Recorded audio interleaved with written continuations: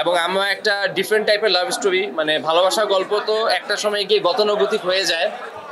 কারণ একটা ছেলে একটা মেয়ের ভিতর প্রেম হবে, হয় তাদের মিল হবে বা বিচ্ছেদ হবে।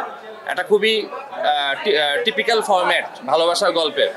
তো ওই জায়গা থেকে কিভাবে জিনিসটা একটু অন্যরকম করা যায়, ওই চেষ্টাটা ছিল আমাদের ভিতরে, কি একটু অন্যরকম ভাবে আমরা গল্পটা বলবো আর কি। অ্যাজ আ ডিরেক্টর আমাদের দায়িত্ব এটা, কি যারা নতুন তাদেরকে সুযোগ দেওয়া। কারণ আমাদের আসলে নতুন নতুন অভিনয় শিল্পী তৈরি করতে হবে, এটা আমরা প্রায়ই শুনি কি আমাদের আসলে মানে আর্টিস্ট একটা সংকট থাকে। ভালো যে কয়জন আছে তারাই কাজ করে সবসময়। তো সেই জায়গা থেকে নতুন ছেলেমেয়ে যারা আছে তাদেরকে যদি আমরা একটু সুযোগ দিই, যেমন রেহান খুবই ট্যালেন্টেড একটা ছেলে। তো ও আমার একটা কাজ ছিল আরাবাদ গত বছরে, সেখানে একটা চরিত্রে অভিনয় করেছিল এবং ওই খুবই অল্প সময় স্ক্রিন টাইম ছিল, বাট ওকে সবাই খুব পছন্দ করেছিল এবং আমারও ওর সাথে কাজ করে খুব ভালো লেগেছিল, কি ওর ভিতরে শেখার একটা আগ্রহ আছে।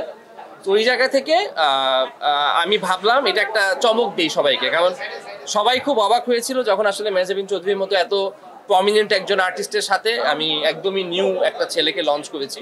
তার জন্য অনেক বেশি চ্যালেঞ্জিং ছিল, বাট আমার মনে হয় কাজটা দেখার পর আপনারা সবাই রেহানের প্রশংসাই করবেন। এই গল্পে খুবই স্ট্রং একটা মেসেজ আছে।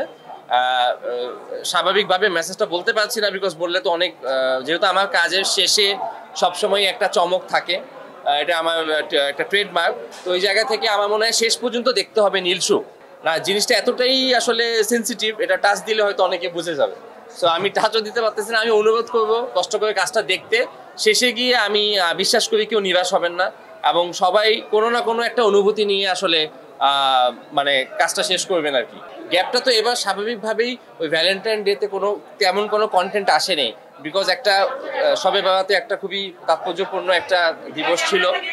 সো ওই জন্য আসলে 14 ফেব্রুয়ারিতে তেমন কোনো কন্টেন্ট কিন্তু আসেনি, সব কন্টেন্টই একটু পরে রিলিজ দেওয়া হয়েছে। সো এবং আমরা তো অনেক আগেই ঘোষণা দিয়েছিলাম, 10 তারিখে যখন প্রেস কনফারেন্স করা হয়েছিল তখন কিন্তু আমরা ঘোষণা দিয়েছি এটা 18 তারিখ আসবে। সো আমাদের প্ল্যানও ছিল আসলে 18 তারিখটাই ধরার। আর ভালোবাসা তো কোনো নির্দিষ্ট দিনে আসলে মানে বেঁধে দেওয়ার মতো জিনিস না। সো ভালোবাসা আমার মনে হয় পুরো মাস জুড়েই থাকে ফেব্রুয়ারির। তো সেই হিসাবে আমার মনে হয় কোনো সমস্যা না, আসলে 18 থেকে আসলেও মানুষ ওই ভালোবাসার ফ্লেভারটা পাবে।